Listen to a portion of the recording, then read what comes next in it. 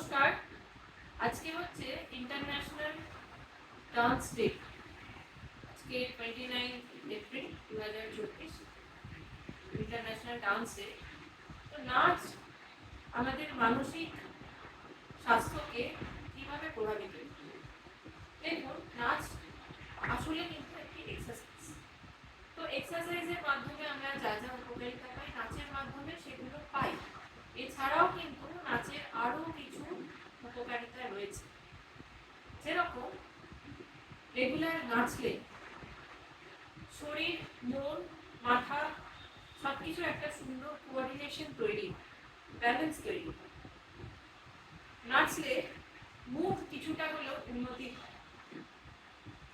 Regular নাচ anxiety, depression ইত্যাদি মানসিক অসুস্থতাগুলোর জন্য খুবই উপকারী এবং অনেক ক্ষেত্রে যাদের মাইল্ড ডিপ্রেশন, মাইল্ড অ্যাংজাইটি আছে তাদেরকে আমরা অনেক সময় বলি নাচ গান শুরু করি, বা মডারেট সিভিয়ার থাকলে ওষুধের সঙ্গে সঙ্গে আমরা বলি।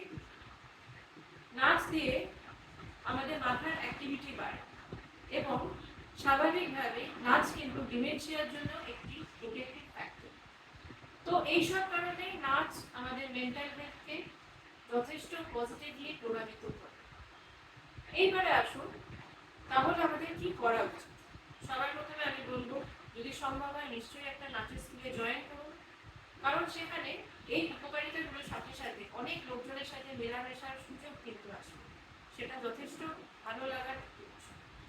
যদি সেটা না সম্ভব হয়, নিজে যেমন খুশি আপনি ঘরেও গান চালিয়ে নাচতে পারেন, সেটাও উপকারী। একটাই কথা মনে রাখবেন, এই নয় যে আমাকে খুব ট্যালেন্টেড হতে হবে, নাচতে গেলে সবকিছু ভালো হতে হবে, এটা নয়। আপনি নিজে যেমন খুশি নাচুন, আপনি তাতেই হবে। এরপর রইল আমার ছোট্ট একটি উপস্থাপনা নাচে। এতেও ভুল ত্রুটি আছে, খুব খেয়াল করে শুনলে বা দেখলে বুঝতে পারে। কিন্তু হ্যাঁ, আমি ক্রিটিক্যাল নই নিজের প্রতি, নেচে আমি আনন্দ পাই। আপনারাও ভালো থাকুন, পারলে নিশ্চয়ই নাচ শিখুন।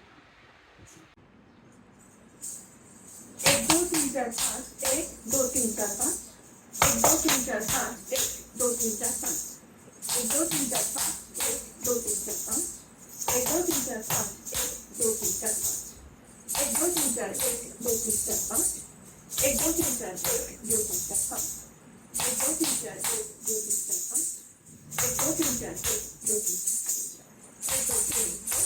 5 1 2 3 4 1 2 3 4 1 2 3 2 3 4 5 1 2 3 2 3 4 5 1 2 3 2 3 4 5 1 2 3 2 3 4 5 1 2 2 3 4 5 1 2 2 3 4 5 1 2 2 3 4 5 1 2 2 3 4 5 1 2 3 4 5